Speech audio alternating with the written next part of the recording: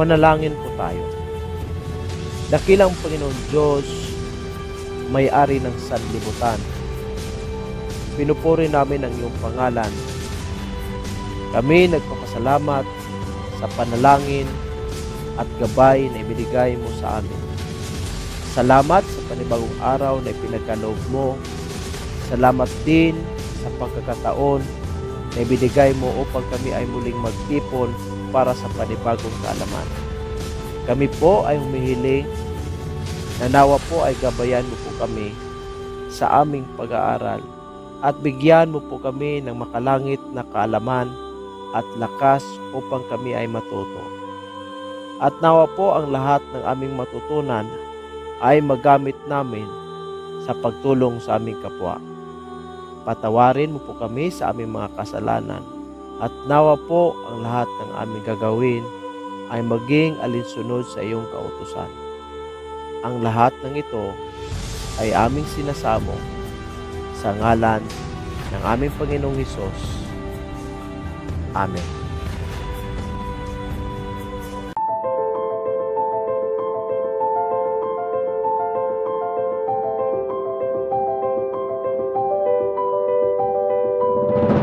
Good morning po sa lahat ng mga kaditi nationwide from Luzon, Visayas, and Mindanao, sa lahat po ng mga respectable deans, mga professors and instructors natin sa academe, pati na po mga reviewees and review lecturers, mga estudyante natin from first year up to fourth year, pati na din po sa mga registered criminologists. Welcome, welcome, welcome, and welcome po sa Bitcoino. Ang Bitcoino po ay isang platform sa YouTube na nagbibigay ng libre, comprehensive, and TOS-based po na discussion sa mga subjects po sa criminology.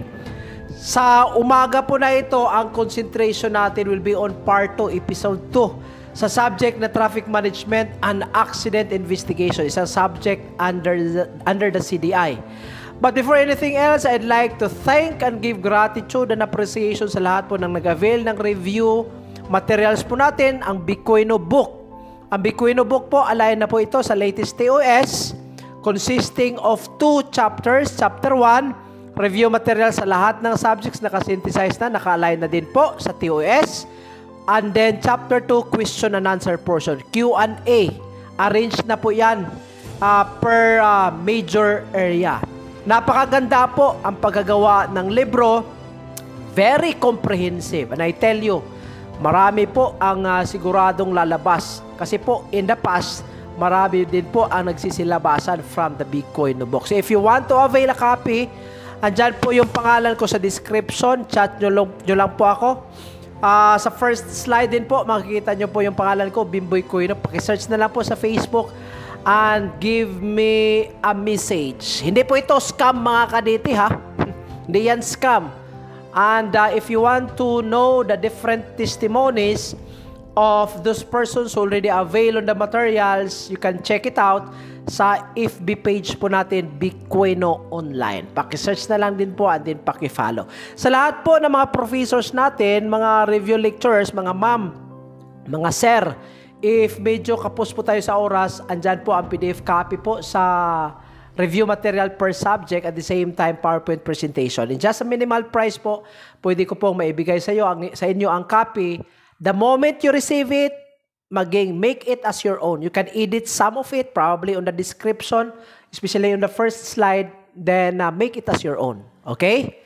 Pero sa libro, ha, wala tayong PDF copy sa libro mismo. Ang sa per subject lang ang meron po tayo. Alright. Punta tayo sa second episode. Talakayin natin ang lisensya. Driver's license. Ano ba ang driver's license? It's a license that will tell or will certify that the person is permitted to drive, depending on what particular motor vehicle he is allowed to drive or is allowed to operate. Now, duty to have license, it shall be unlawful for any person to operate any motor vehicle without having in his possession a valid license.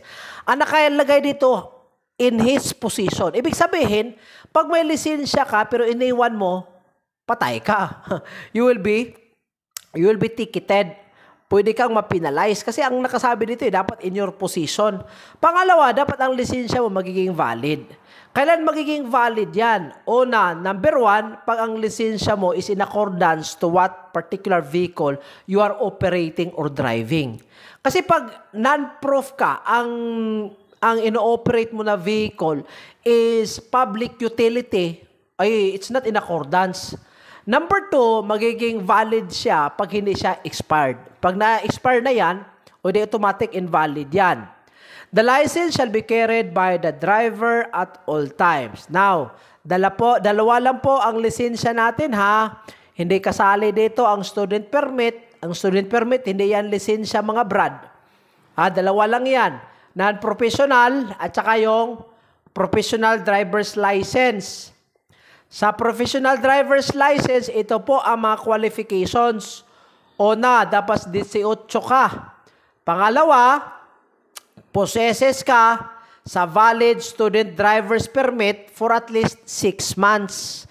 So pag may ano ka na, may 6 months ka na may hawak sa student driver's permit, pwede ka nang kasado dyan sa professional driver's license. Pangatlo, NBI or police or court clearance, medical clearance, TIN or tax identification number, kukunin mo yan sa BIR.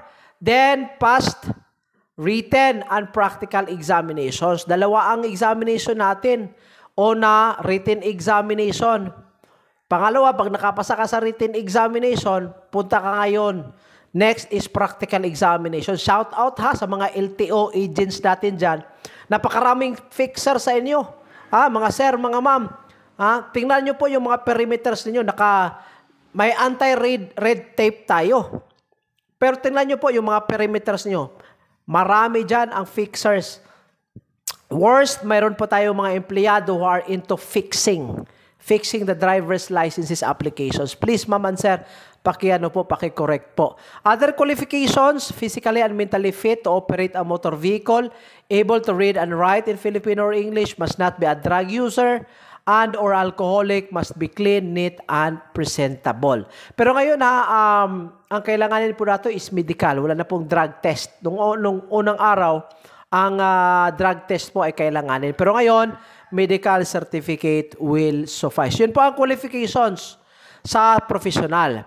Sa non-prof, 17 lang. Sa professional, 18. Kailangan kang 18. Pero dito, pag non-professional, driver's license ang i-apply po, lumabas ito sa board exam. 17 years of age lang. Tapos may hawak ka na student permit at least 1 month to be 1 month old to be valid. Then medical certificate must have passed the written and practical examination, taxpayer's identification number or TIN. Other qualifications, physically and mentally fit to operate a motor vehicle, marunong kang magbasa, magsulat, dapat hindi drug user or alcoholic, must be clean, neat, and presentable. So yun po ang qualification sa non-prof at saka yung sa professional ha. Sa non-prof, 18 huwag kalimutan ang edad. Ang sa non-prof is 17. Professional 18, non-prof is 17. Ngayon, sa bagong batas po natin, may bagong mga requirement. Okay? Kailanganin na po ang tinatawag nating TDC. Ang TDC po stands for Theoretical Driving Course. Pag magtanong ngayon ang board examination, para saan ba yan ang TDC? Ang TDC po is para po sa new student driver's permit, pati na po sa mga foreigners with expired permits. Okay? Now, ang TDC po shall be given only if a person already complied a 15-hour driving course. Ilang oras? 15 yan ha. Hindi 10, hindi 5. 15 sa theoretical driving course. So pag-apply mo ngayon ng student permit or foreigner ka, hindi ka taga dito sa Pilipinas na pasiga-siga ka lang. Di ba? Mga Amerikano dito, ang siga pag nagda-drive, parang sa kanila yung Pilipinas. Di ba? Ang siga, parang taga dito sa Pilipinas. May mga ano pa sila, may mga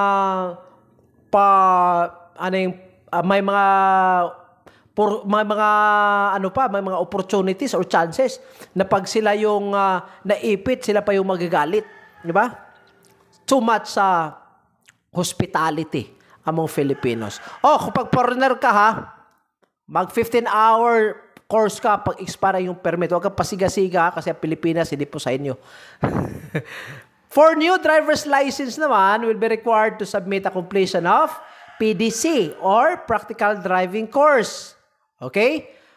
I-submit ang PDC pag ang student driver's permit were issued from August 3 onwards. Yung sa una po, yung sa previous years. Pero ngayon, talagang ang PDC kailanganin na yan. The certificate will be given upon completion of at least 8 hours of practical driving lesson. So pag non-proof ka, dapat may PDC ka. Okay? Or pag may pag may mag-professional driver's license ka, then kailangan din po ang PDC po natin. Alright? Next, what if ang lisensya is mawawala? Ano ba ang sabi ng Republic Act 4136 or the Land Transportation Code of the Philippines? Any license not renewed on or before the last working day prior to the expiry date of such shall become delinquent and valid. For a renewal of a delinquent license, may delinquency fee na dapat babayarin on top po sa basic fee. Pag nawala siya and it cannot be produced, ano ang gagawin ng isang tao? Ito, napaka-easy. Magpa-blatter ka sa pulis. Ipa-photocopy mo yung blatter, pupunta ka ng abogado, magpagawa ka doon ng affidavit of loss. Magpagawa ka ng affidavit of loss. So, dalhin mo yung affidavit of loss mo doon sa LTO, tapos mag-apply ka ngayon ng duplicate. Okay? Next, may mga reasons na ang isang lisensya ma-revoke from the driver. Una, willful mispresentation with respect to material information in one's application. So, dapat kung ano yung nailagay mo sa profile mo, dapat yun po ang totoo. Okay? Pag married ka, ilagay mo married. Yung address mo isa nasa barangay 1, ilagay mo sa barangay 1. Pangalawang ground, connivance with the officer in the regular conduct of examinations or issuance of a license. Nako, napaka-prevalent ito sa ating mga mapagmahal na LTO. LTO employees dyan. Pakicheck po yung mga premises po natin, yung mga perimeters po natin. If you really wanted to know, probably you can presume or maybe you will try to pretend that you are a driver's license applicant. Tapos pumunta ka ngayon sa LTO. Tingnan natin kung wala bang fixer. Naku, ang dami dyan. Yung iba nga magbabayad lang ng 4,000. Pupunta ngayon sa LTO, all he has to do is to go into the room, umupo siya in front of the computer, magpapapicture, at the end of the day, may lisensya na. Reason yan, ground for revocation. Dapat po, kaya nga, daming kamuti driver Kasi, produkto ng fixer. May anti-red tape tayo, pero ang tanong ngayon, na-apply ba? I don't think so. Especially in Negros Oriental. Shout out po sa lahat ng LTO agencies po dito. Pakicheck po mga ma'am and mga sir. Falsification of documents, cheating during examinations. Ito, driving a motor vehicle used in the commission of a crime. It's also a reason for the license to be revoked. Or yung pinaka-last under this slide, yung pag-transfer, pag-lend, or otherwise allowing a person to use your license. Okay? Next, 3 violations of any provisions of this act or any municipal or city ordinance relating to motor vehicle traffic within a period of 1 year. Andito dalawa Una, 3 violations sa provisions ng Republic Act 4136. Or pangalawa, Hindi sa 4136 but rather on the municipal ordinance. Kasi may traffic ordinance tayo in every municipality or in every city. Pag sa isang taon, accumulated, sunod-sunod yung violation mo, kahit may malaking signage dyan, P. Nakaslash yung P. No parking. Pero lo and behold, yung driver, talagang paparking siya in front of the signage. Pero walang lisensya na nare-revoke. Kasi walang nag-file eh. Pero dapat mag-file talaga para mabigyan ng leksyon yung mga kamutin driver na yan. Non-professional driver's license holder has been found to have been driving a motor vehicle under the influence of alcohol, dangerous drugs, blah, blah, blah. Reckless driving committed after the third offense by a non-professional driver's license holder is also a ground. Okay? Next, punta tayo sa student driver's permit. Hindi po ito lisensya ha. No student driver shall operate a motor vehicle unless possessed of a valid student permit, driver's permit and accompanied by sino? A duly licensed driver. So ano ang ibig sabihin dito pag magtanong ang board examination? Pag generic yung tanong, pwede bang ang isang driver with student driver's permit allowed to drive a motor vehicle? Ang sagot is hindi. Kasi generic yung tanong eh. Pero, may exception. Ang exception dito, pwede siya pag nandyan sa kanyang position ang student driver's permit at the same time, accompanied siya sa non-prof or professional driver.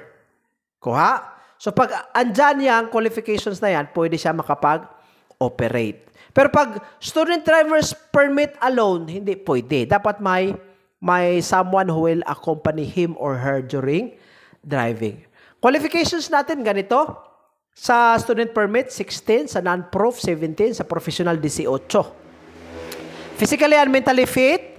Must be able to read and write. Must not be a drug user. Must be clean, neat, and presentable. Original and photocopy of birth certificate, TIN, notarized parent or guardian letter of consent for 19 years old and above. Authenticated birth certificate with official receipt, in illegal or government-issued documents, TIN. Okay, sa 19 years old and above. Pero pag hindi ka pa po, 16 ka pa lang, notarized parent or guardian letter of consent. Yun po ang mga pinaka-basic qualifications po for a person to apply for a student driver's permit. Kaditing, actually, this does not come out in the board examination but I'd like to bring this up. Maximum allowable speeds po natin, ha? Hindi po ito lumabas sa board examination but I'd like to bring this up, mga kadete, ha? Type of road, pag expressway or provincial highways, para po sa mga passenger cars and motorcycles, ang allowable maximum natin, ha, na speed is 80 kilometers per hour lang po. Okay? For motor trucks and buses, 50 kilometers per hour lang. Okay? Sa multiple lane avenues, 40 kilometers per hour po para sa mga passenger cars and motorcycles. Tapos 30 kilometers per hour for trucks and buses. For side roads and inner city roads, mismo sa syudad, ang pareho po ang sa lahat ng vehicles dapat 30 kilometers per hour. Pero pag busy and crowded streets po, automatic 20 kilometers po lahat ng vehicles. Yan po ang maximum speed. Okay? So, yan po. Pero may mga exception yan, ha, especially pag may permit sa government, yung mga ano bang tawag diyan, yung mga nagre-racing, yung mga mga riders. 'Di ba? Yung mga riders na nagtutur, may tinatawag na Negros Loop, Cebu Loop, Mindanao Loop, nako. Tapos ang bilis-bilis pa magpatakbo, so long as may permit, ha. Pero kung ako ang lawmaker, dapat i-prohibit 'yan. Talagang walang kwenta ang diyan, ang mga speed na 'yan. So, 'yun po, ha. May mga exceptions din po tayo. So, puntahan po natin ang mga exceptions. Exceptions po natin, una, pag physician or race driver with a formal response to emergency calls. Ang sabi dito sa Republic Act 4136, dapat nagresponde ka sa emergency call. Kasi kahit physician ka or kahit driver ka pero hindi ka naman nagresponde, ay hindi ka kasali dito. dapat nagresponde ka sa emergency call. Next, yung driver ng driver of the ambulance rather, hospital ambulance, on the way to and from the place of accident or other emergency. Pwede. Any driver bringing a wounded or sick person for emergency, exempted din po. The driver of a motor vehicle belonging to the armed forces while in the use for official purposes in times of riot, insurrection, or invasion. Nako. Ang problema kasi dito, not in times of riot, pumunta lang ng syudad, ang speed parang 120 kilometers per hour na. That should not be the case. Ang sabi dito, magiging exempted ka, army ka. Pag again, yung paggamit po natin sa motor vehicle is used for official purposes in times of riot, insurrection, or invasion. Next, the driver of a vehicle when he or his passengers are in pursuit of a criminal. Pwede din po. A law enforcement officer who is trying to overtake a violator of traffic laws. The driver officially operating a motor vehicle of any fire department. Dapat ang fire department is responding to a fire incident, ha? Now, kasali ba dyan ang police officer? Nakawangwang siya? Diba? Grabe yung siren ng police officer, ha? Hindi nagre-responde, ha?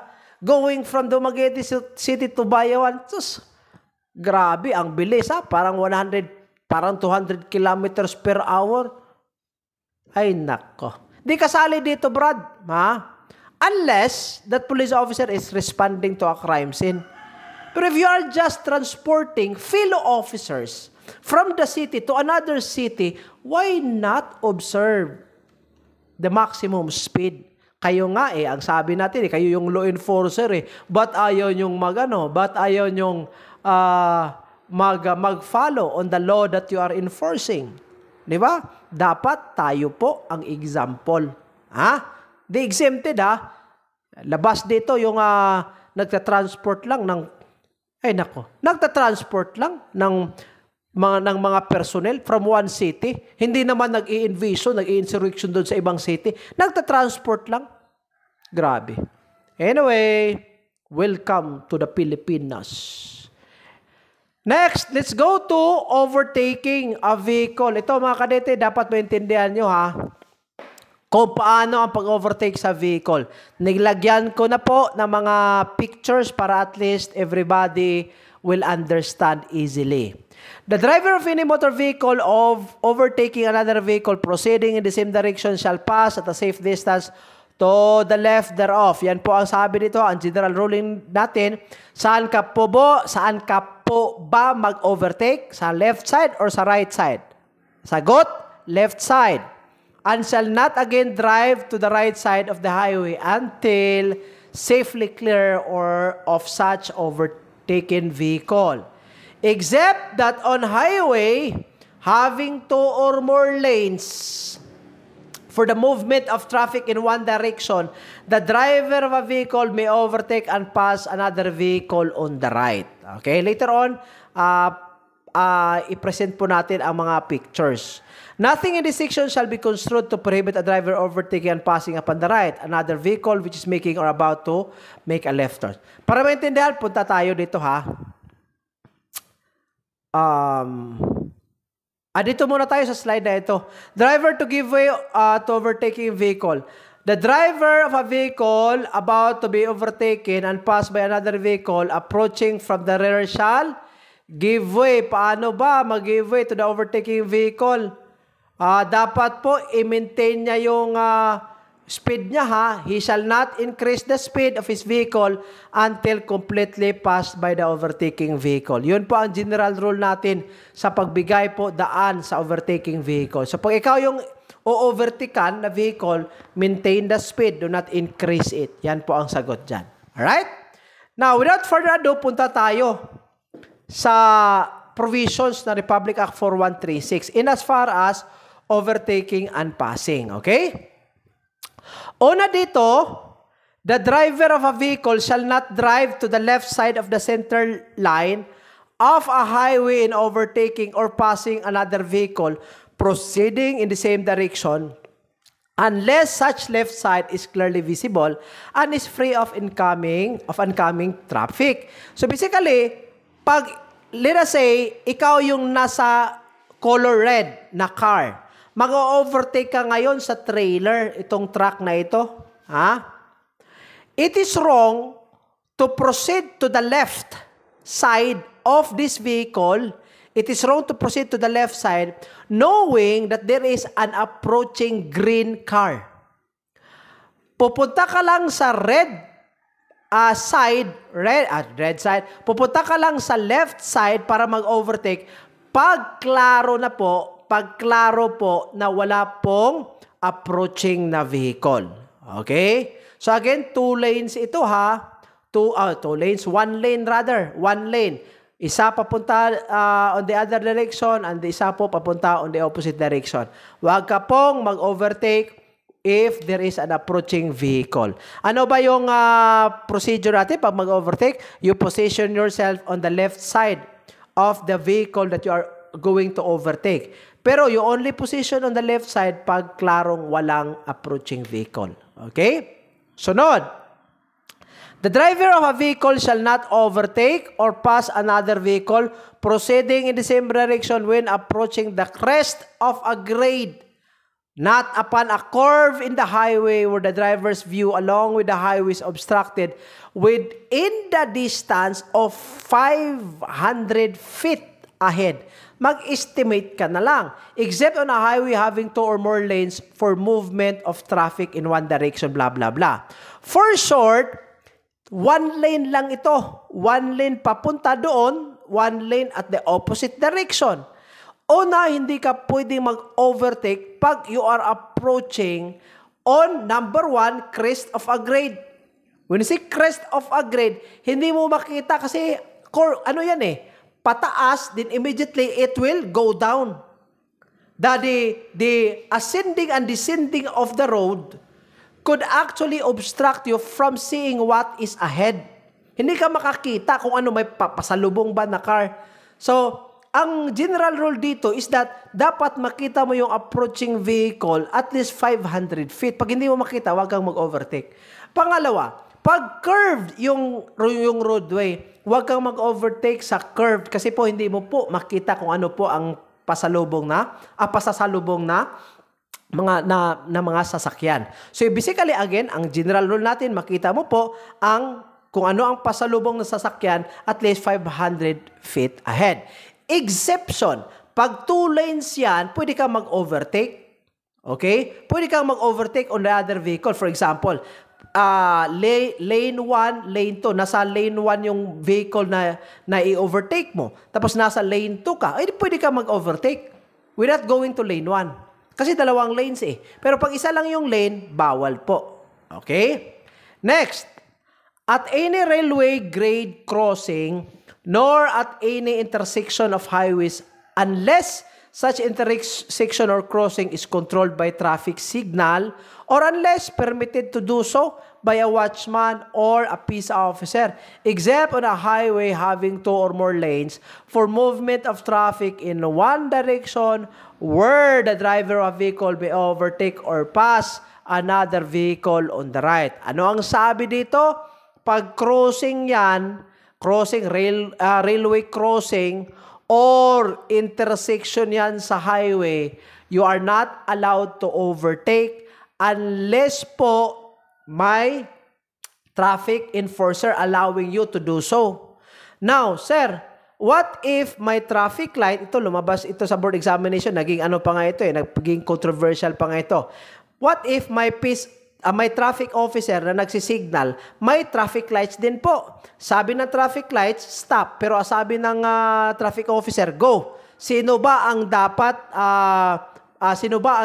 masusunod dito? Ang traffic light or ang peace officer? Ang sagot dyan, peace officer ka. Okay? Kung anong sabi ng peace officer, mag-concentrate ka sa peace officer.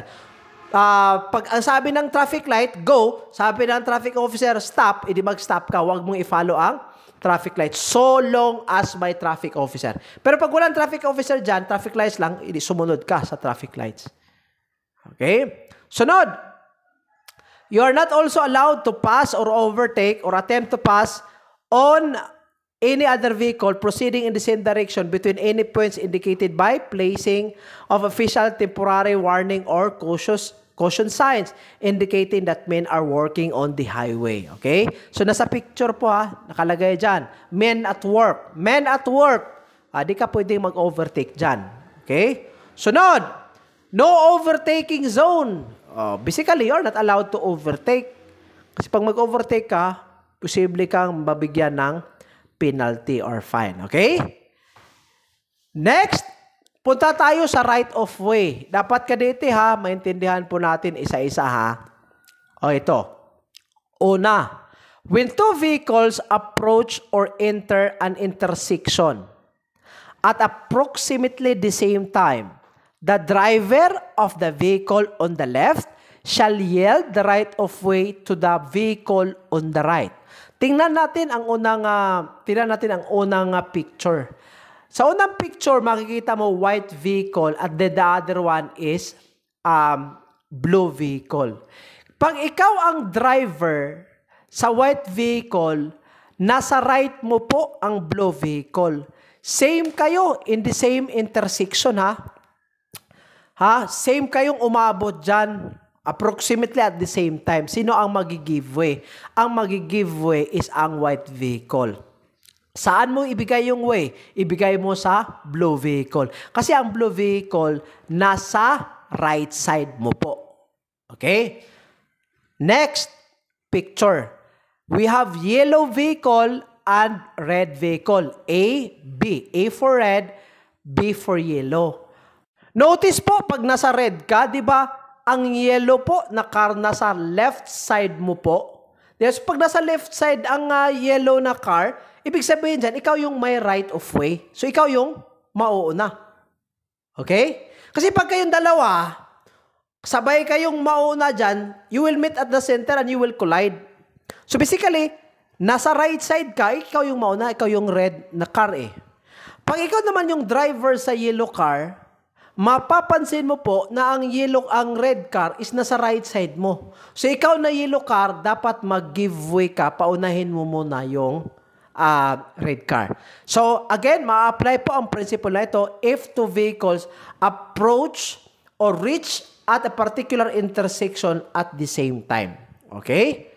Pangalawa, the driver of a vehicle approaching but not having entered an intersection shall yield the right of way to a vehicle within such intersection or turning therein to the left across the line of travel of such first-mentioned vehicle, provided the driver of the vehicle turning left has given a plainly visible signal of intention to turn as required in this act. Anong sabi ng Republic Act 4136? Yung isa, papuntang north direction. Ikaw papunta on the other direction. Let's say, in the figure, makikita nyo po, blue at saka red car. Sino ba ang nauna sa intersection? Ang blue or ang red? Ang nauna is basically the red car. So, dapat ang red car should have the right of way. Pangalawa, pag ang red car will be turning left, siya yung nauna sa intersection, tapos yung blue car is hindi siya nakasabay, meaning hindi pa siya nakaabot sa intersection, knowing na nauna yung left car, turning to the left direction, so long as may signal siya, automatic, the right of way should be given to the red car. Kasi nga po, nahuli yung blue. Okay? Pero pag pareho silang, nag-aabot sila, in the same time, approximately the same, in that intersection, again, yung principle natin, kung sino yung nasa right, yun ang may right of way. Okay? Next, letter C. The driver within a business or residential district shall yield the right of way to pedestrian crossing such highway within a crosswalk. Klaro Pag, pag residential district or business district, business area, pati na po sa school area, pag may zebra line yan, ang right of way, ibigay po sa lahat ng pedestrians na magkocross. Except at intersection where the movement of traffic is being regulated by a peace officer or by a traffic signal. So, ang exception dito, kahit may zebra line, kahit may pedestrian lane yan, Pero may traffic lights naman. Sabi ng traffic lights, stop ka muna, pedestrian. You let the car pass first. Pero again, you cross, considering na pedestrian yan, patay ka, wala kang right of way. Kasi ang sabi sa traffic light is, stop ka muna. So pag mag-green, that means you have to cross. That's the time for you to cross. So pag hindi nagsabi, automatic wala yan. Next, every pedestrian crossing a highway within a business or residential district at any point other than a crosswalk shall yield the right of way to vehicles upon the highway. Anong sabi nito? Pag walang zebra line, walang pedestrian lane, tapos magko-cross ka sa roadway, pupunta ka sa kabila, nako, you give the right of way to vehicles kasi nga wala ka sa pedestrian lane or wala ka sa zebra line.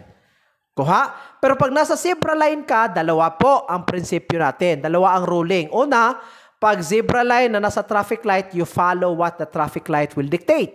Pero pag walang traffic lights, automatic, may right of way ang pedestrian over the passing vehicles. Okay?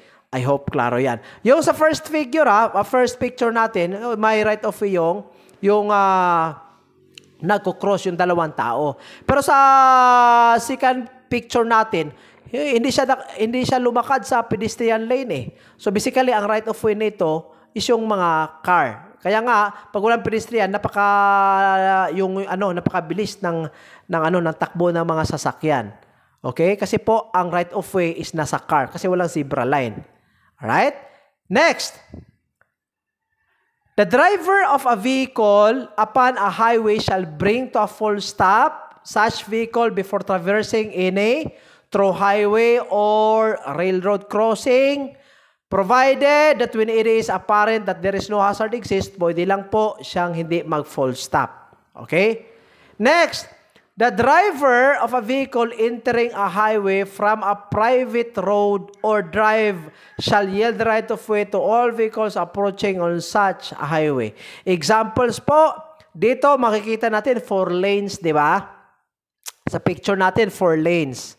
Andyan dito yung blue car. Ito Ang blue car, galing siya sa private road or private drive. Siguro, lagay na lang natin dito ang garage niya.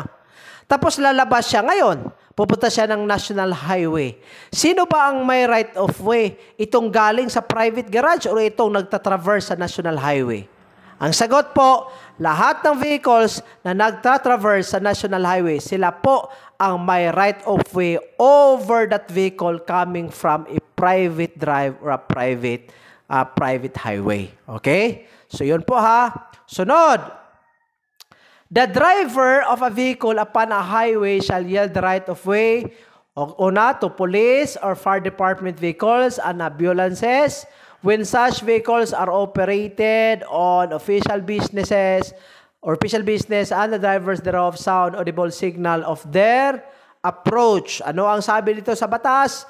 Una, dapat official business siya. Pangalawa, may audible signal. Pag nakawang-wang yan, automatic, you have to give the right of way. Pero hindi naman for official business, nagta-transport ka lang ng fellow officers from one city to the other. Hoy, kayo mga driver dyan, huwag kayong mag-give of way. Mali yan eh. Pero pag official business siya, they're responding to a call or whatsoever, automatic, pwede din. Yung iba hindi official eh. Hindi official yung nila. May kinuha lang. Sir, pag naka-duty official business ba yan? Let's say naka-duty sila, sir, naka-uniform, official business. Pag sa fire truck kasi, dapat nagre-responde ka sa, sa sunog. Alright? Pero pag hindi ka nagresponde, then you have to follow the maximum speed. Pag ambulansya ka naman, hindi ka nag-transport, you just come, let's say, galing ka lang nagpa-smoke test sa ambulansya mo, hindi naman po kailanganing mabilisan ang takbo po natin. Alright? So, next, on the other hand is, ito last is turning. Turning and parking. Okay? Turning and parking. So, the driver of any vehicle upon a highway before starting, stopping, or turning from a direct line shall first see that such movement can be made in safety. And if any pedestrian may be affected by such movement, ano ang gagawin? Dapat magsisignal siya, audible signal. So, dapat i-press niya yung horn. And whenever the operation of any other vehicle approaching or following may be affected by such movement, dapat may signal, plainly visible. Now, ito lumabas ito sa board examination. Before ka mag-turn left or right, make sure nakapag-signal ka. Okay? Nakapag-signal ka. Ilang distansya, ilang metro ang signal dapat? 30 meters before you make the turn. At least 30 meters, Ibig sabihin, pag nag-signal ka, sa panahon na magta-turn ka na, tapos 1 meter na lang yan, tapos nabaga ka, patay ka. Pwede yang makantest ang argument mo. Kasi sabi dito, dapat 30 meters, Take note of the number, 30 meters. This gave ample time and consideration to vehicles following behind. Okay? Now, pag ang signal mo is not working, pwede po hand signal. So, pag left, all you have to do is to extend your hand like that. Okay? Pag right, andyan po yung picture natin. You raise your hand and then you put your hands down pag stop.